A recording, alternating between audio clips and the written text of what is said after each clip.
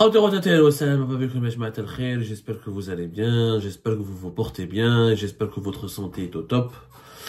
Et j'espère que surtout, vous tenez le coup face aux difficultés quotidiennes de notre chère Algérie, aux soubresauts de l'actualité algérienne. Salam alaikum, Azul Filaoun. Je pense qu'aujourd'hui, ça commence à bouger un petit peu. La monotonie politique dans laquelle était enfermée l'Algérie, elle a été rompue aujourd'hui par les annonces du Parti des travailleurs de Louisa Hannoun. Louisa Hannoun qui a officiellement annoncé la candidature de son parti, la participation de son parti aux élections présidentielles anticipées du 7 septembre 2024. Elle a fait cette annonce officiellement aujourd'hui, le 20 avril 2024. Et Louisa Hannoun, elle s'est attaquée directement à l'entourage de Abdelmadjid Tebboune en s'attaquant vigoureusement à la personne d'Ibtissam Hamlaoui, l'actuel président du Croissant Rouge algérien. Nous allons analyser tout cela ensemble. On se pose la question suivante, en essayant de trouver une réponse à la question la question sempiternelle. Est-ce qu'il va y avoir des barrages, ou là des personnalités, ou là des camps, ou là des clans, ou là des groupes, ou là des lobbies qui essaieront de bloquer le deuxième mandat de Tebboune? Louisa Hannoun Yachma'a, elle a rencontré Tebboune au mois de décembre 2023. Elle a été reçue une seule fois d'ailleurs, à la présidence de la République. Elle en a fait une conférence de presse après. Elle a raconté ce qui a été dit entre elle et Abdelmadjid Tebboune, notamment sur le rôle des Émirats, sur les manœuvres enclenchées contre l'Algérie. Elle a un discours assez critique et lucide. Il faut dire la vérité, c'est l'une des rares personnalités politiques qui, c'est vrai, elle a des défauts. Moi, je suis pas d'accord avec ses positions trop nationalistes, en enfermement. Elle a des positions très anti-américaines. Elle mélange l'anti-impérialisme avec l'anti-américanisme, avec des positions trop anti-occidentales. Des fois, on dirait que quand Louisa Hannoun elle parle, on a l'impression qu'elle est encore à l'époque de la guerre froide. Mais ceci dit, elle a au moins le mérite d'exister, d'animer la scène politique, de dire ce qu'elle pense, de dialoguer avec les décideurs du pays, d'aller les voir, de les alerter, de leur demander, de leur poser des questions. Et Louisa Hannoun, elle parle de la situation des libertés publiques et individuelles. Elle a vraiment à maintes reprises déploré la dégradation de la situation des libertés publiques et individuelles. Elle en parle, elle défend ça. Je la respecte pour ça. Souvent, elle part voir les autorités algériennes, même avec Tebboune, elle a plaidé souvent la cause des détenus politiques. Après, est-ce qu'elle n'a pas été écoutée? Ça, c'est une autre, c'est pas de sa faute. En tout cas, Louisa Hannoun n'a pas été la grande amie de Tebboune. Mais elle s'est rapprochée de Tebboune. En 2022, elle a refusé de participer au processus de consultation politique qui avait été initié dans le cadre des initiatives de la présidente de la République pour unifier le Front interne. Ils avaient fait un processus de consultation politique, etc. Louisa Hannoun a brillé par son absence lors des référendums sur la nouvelle constitution de 2020. Elle était encore, on va dire, marquée par sa période d'emprisonnement.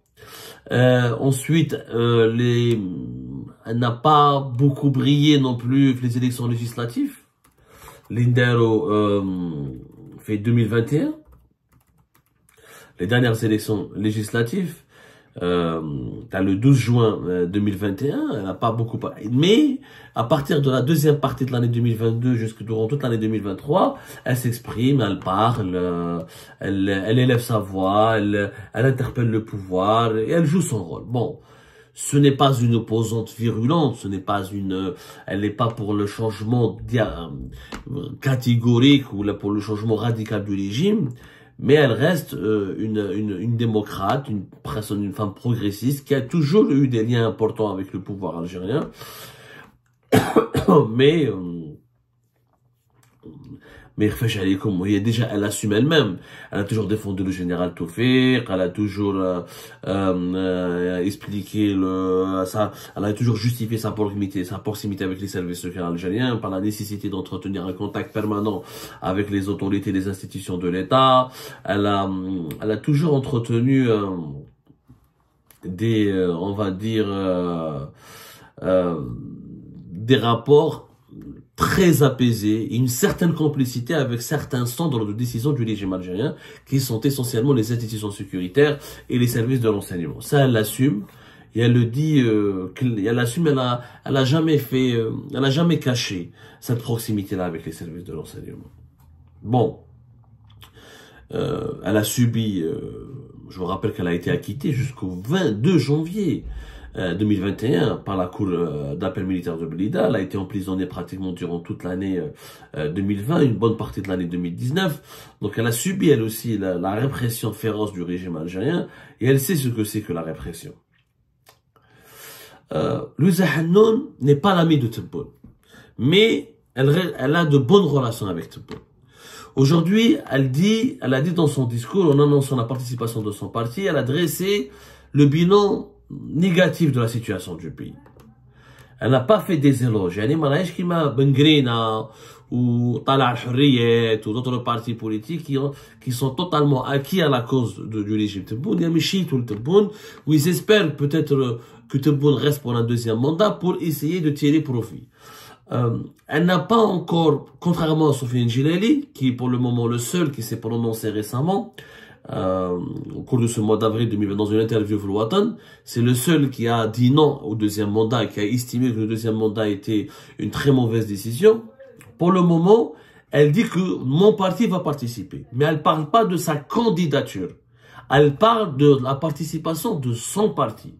Maintenant, est-ce que son parti va parrainer ou va soutenir un autre candidat? Elle dit c'est pas encore clair. Il faut savoir qu'elle est âgée, qu'elle est âgée de 70 ans, et qu'elle a une longue expérience politique derrière, et qu'elle a déjà été candidate aux élections présidentielles de 2009, entre autres. Elle a une sacrée expérience. Elle a déjà été candidate en 2004. Bon, elle n'a pas une assise populaire extrêmement importante ou importante, mais elle est présente médiatiquement, elle est ultra médiatisée, et elle est ultra connue auprès des Algériennes et des Algériens. Est-ce que le Parti des Travailleurs, à chaque fois qu'il a participé à une élection présidentielle, c'était pour l'avoir comme candidat Louisa Hannoun? Je ne vois pas, moi, pourquoi Louisa Hannoun ne serait pas candidate si son parti va participer aux élections.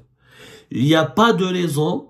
Il y a deux cas, en fait, il y a deux cas de figure. Ou Louisa Hannoun sera candidate, ou elle va aider, ou la parrainer, ou la soutenir une autre candidature. Est-ce qu'elle va soutenir le deuxième mandat de Tebboune? Je ne le crois pas. Et les signes prouvent le contraire. Si Louisa Hannoun voulait soutenir Abdelmajid Tebboune, elle ne se serait pas prononcée maintenant. Elle aurait attendu qu'Abdelmajid Tebboune déclare son intention de briguer un deuxième mandat. Et à ce moment-là, elle aurait organisé une conférence pour dire mon parti va soutenir Abdelmajid Tebboune, va participer aux élections, ou la va négocier avec Abdelmajid Tebboune pour le soutenir. Elle aurait fait partie d'une coalition. Mais ce n'est pas son ambition. Clairement, il y a une volonté de la part de Louisa Hannoun de relancer l'opposition. Vis-à-vis du régime Tebboune et vis-à-vis de Tebboune. On l'a relancé gentiment, tendrement, et pacifiquement, en tout cas, sans virulence. Alors, elle a dit, elle parle que l'Algérie est un pays en danger. Elle parle toujours, les arguments préférés de Louisa Hannoun, sa tasse de thé préférée, son champ d'action, c'est toujours la politique étrangère. Elle parle des dangers qui guettent la région qui guettent l'Algérie depuis le Sahel, les menaces qui cernent l'Algérie, fomentées par l'entité sioniste et son relais émiratif. Elle parle de dangers qui nécessitent une mobilisation populaire. Elle parle beaucoup des enjeux internes et des crises internes qui menacent le pays. Ensuite, elle a parlé des conditions de vie, la nécessité de relancer les conditions optimales d'exercice politique. Elle a dit que le Parti des Travailleurs ne va pas rester spectateur des prochaines élections présidentielles et ne va pas se contenter de commenter seulement les développements nationaux, régionaux ou internationaux. Donc, il sera pas spectateur, il va pas seulement être commentateur, il va participer. Et elle a dit que mon parti, le comité central, a appelé les autorités algériennes à garantir les conditions, qui vont permettre au peuple algérien de s'exprimer librement. Donc, si elle appelle le pouvoir de garantir les conditions au peuple algérien de s'exprimer librement, c'est qu'elle reconnaît de facto que le peuple algérien ne s'exprime pas librement. Elle demande à ce que la nation soit consolidée, elle demande à ce que la campagne électorale puisse être une occasion pour poser les vrais problèmes politiques, économiques et sociaux et élargir la base militante et défendre le programme du parti. Donc elle a des ambitions politiques. Elle a des ambitions politiques.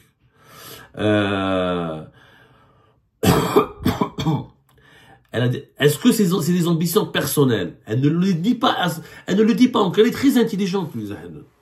C'est une femme rusée, elle a beaucoup d'expérience, 70 ans, Viba, une louve. Elle n'a pas dit que je suis candidate. Elle dit que mon parti va participer, on ne sera pas spectateur, on demande une élection libre et indépendante, on demande à ce que les Algériens puissent s'exprimer, le pays est en danger, il court beaucoup de dangers, il faut améliorer les conditions de vie de la population, il faut protéger l'Algérie. Quelque part, donc, sans le dire directement, elle reconnaît que le bilan de Tebboune, il est mauvais. Si le bilan de Tebboune était bon, on n'aurait pas eu autant de menaces depuis l'étranger, on n'aurait pas eu autant de dangers qui nous guettent, et on n'aurait pas eu de très mauvaises conditions de vie de la population algérienne. Maintenant, est-ce que Louisa Hannoun va parrainer un candidat qui sera contre le deuxième mandat? C'est totalement possible. C'est totalement possible. En tout cas, elle a bouleversé la scène politique algérienne. Et elle va causer problème aux partisans du deuxième mandat. Moi, je ne crois pas du tout à la théorie qui est en train de circuler, parce qu'elle appelle comme donc là, je mais non, c'est pour animer la scène politique, c'est Belek Tebboune li b'atha, c'est lui qui l'a envoyé, باش dit de l'animation politique, ou tahdar, ou de trop pour donner une certaine crédibilité à cette élection, qui est monotone, où il n'y a pas encore de candidat déclaré, elle a dit ça pour pousser d'autres candidats à se présenter. Louisa Hannoun ne le fait pas pour rendre plaisir à Tebboune. Si elle voulait vraiment rendre service à Tebboune, ou si elle voulait faire plaisir à Tebboune, pardonnez-moi, elle aurait pu attendre, est-ce qu'il s'exprime d'abord lui sur sa candidature, ensuite elle aurait pris la parole. Mais là, elle a anticipé. Elle a pris la parole avant même que Tebboune ne fasse étalage de ses véritables intentions. Et elle dresse un portrait très critique, plutôt un diagnostic, elle établit un diagnostic très critique de la situation du pays.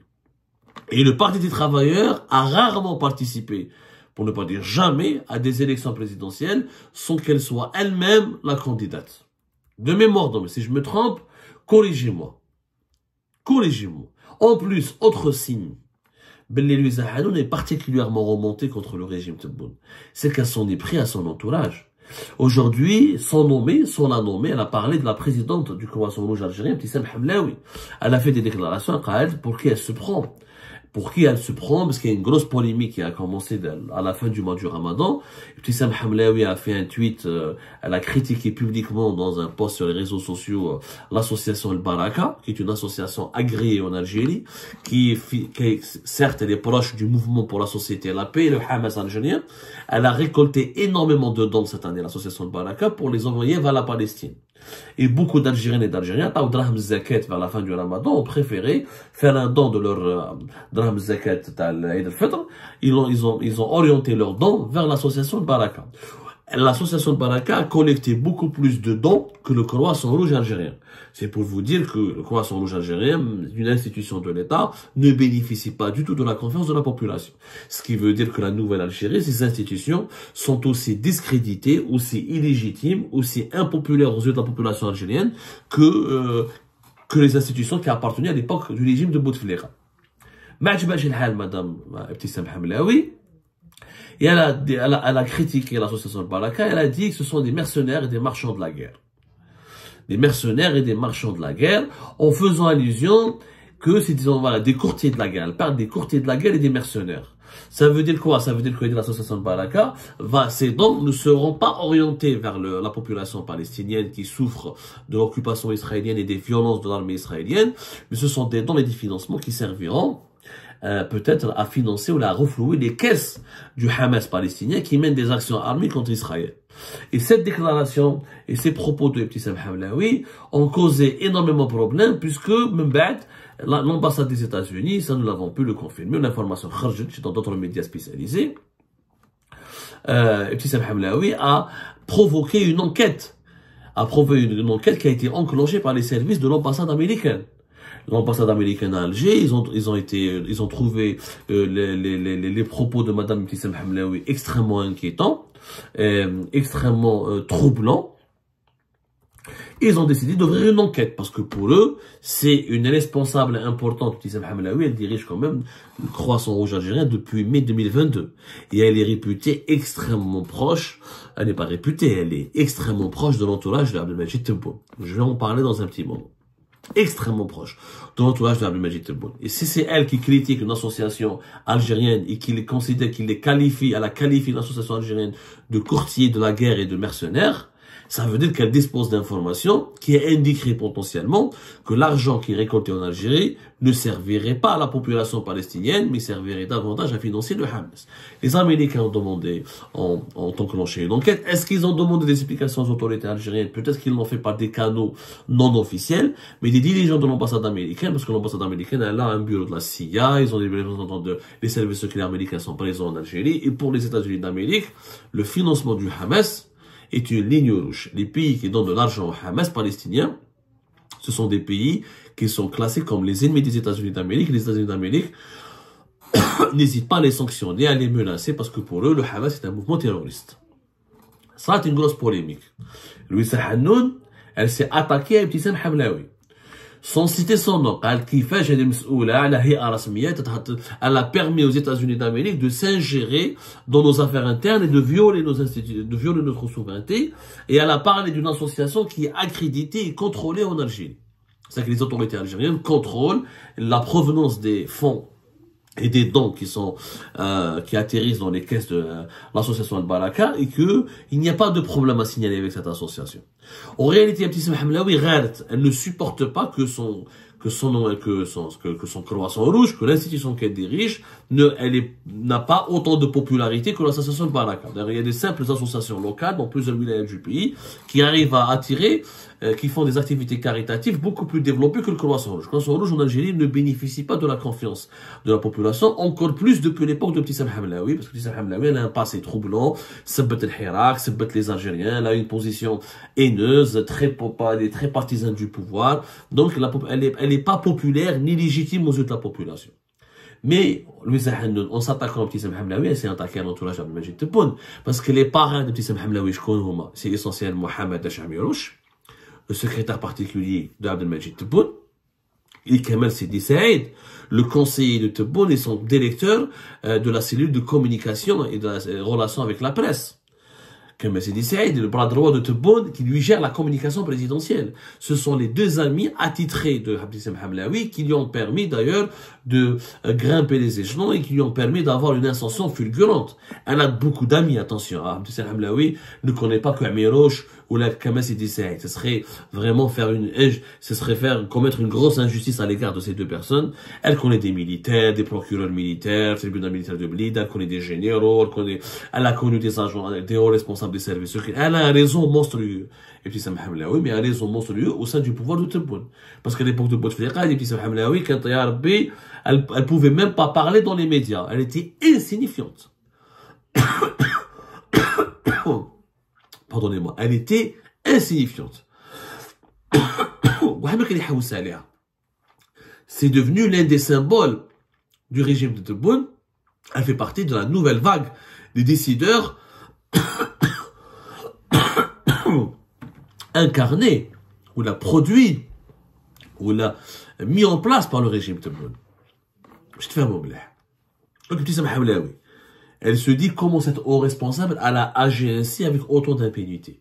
Donc elle vise ses protecteurs, qui sont l'entourage, même les membres les plus importants de l'entourage de Tebboune, ou des responsables d'autres institutions qui font partie ou qui composent l'ossature du régime Tebboune.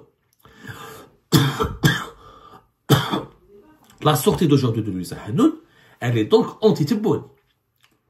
C'est une offensive contre le système Tebboune.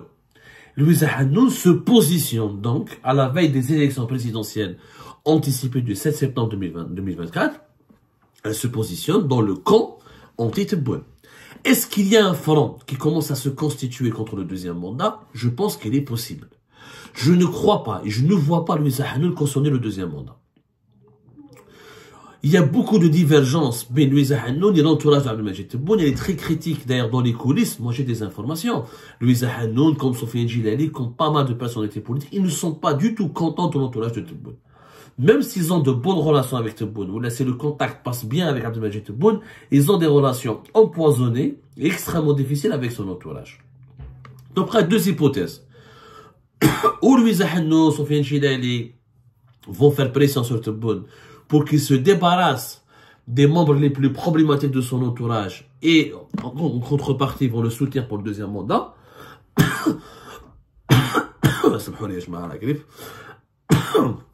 Ou ils vont se mobiliser pour constituer un flanc où chacun va être le candidat de son côté pour essayer de bloquer ou de perturber la marche du deuxième mandat.